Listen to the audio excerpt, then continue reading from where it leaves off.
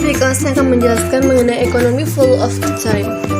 Ekonomi full of the time berkembang pada abad ke-7 Masehi. Pada masa saat itu digunakannya emas dan perak sebagai alat tukar.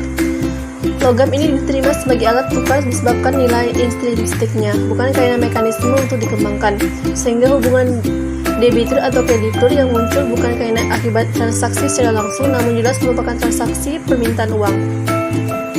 Ekonomi full of time adalah sebuah konsep di mana waktulah yang memiliki nilai ekonomi, bukan uang memiliki nilai waktu. Ekonomi full of time memiliki arti memaksimumkan nilai ekonomi suatu dana pada periodik tertentu.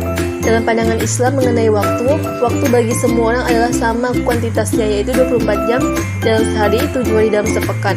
Nilai waktu antara satu orang dengan orang lainnya akan berbeda dari sisi kualitasnya. Jadi faktor yang menentukan nilai waktu adalah bagaimana seseorang memanfaatkan waktu itu sendiri. Semakin efektif atau tepat guna dan efisien tepat cara, maka akan semakin tinggi nilai waktunya. Efektif dan efisien akan mendatangkan keuntungan di dunia bagi siapa saja yang melaksanakan. Oleh karena itu, siapapun pelakunya tanpa memandang suku, agama, dan ras sunnatullah akan mendapatkan keuntungan di dunia. Di dalam Islam, keuntungan bukan saja keuntungan di dunia, namun yang dicari adalah keuntungan di dunia dan di akhirat. Oleh karena itu, pemanfaatan waktu itu bukan saja harus efektif dan efisien, namun harus juga didasarkan dengan keimanan. Keimanan inilah yang akan mendatangkan keuntungan di akhirat. Sebaliknya, keimanan yang tidak mampu mendatangkan keuntungan di dunia berarti keimanan yang tidak dapat diamalkan. Dalam Al-Quran disebutkan nilai waktu termasuk nilai ekonomi. Waktu ditentukan oleh keimanan, antara amal baik, saling mengingatkan, dan dalam hal kebaikan dan kesabaran. Firman Allah Quran Surah Al-Asr yang artinya, pertama, demi masa. Sesungguhnya manusia itu benar-benar dalam kerugian, kecuali orang-orang yang beriman dan mengerjakan amal soleh, dan nasihat menasihati supaya menaati kebenaran, dan nasihat menasihati supaya menetapi kesabaran. Islam tidak mengenal konsep time full of money. Dasar perhitungan pada kontrak berbasis time full of money adalah bunga, sedangkan dasar perhitungan pada kontrak berbasis ekonomi full of money adalah nisbah atau margin. Ekonomi full of money relatif lebih adil dalam perhitungan kontrak yang bersifat pembiayaan bagi hasil atau profit sharing. Konsep bagi hasil berdampak pada tingkat nisbah yang menjadi perjanjian kontrak dua belah pihak.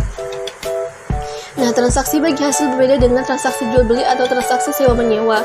Karena dalam transaksi bagi hasil hubungannya bukan antara penjual dengan pembeli atau penyewa dengan yang menyewakan.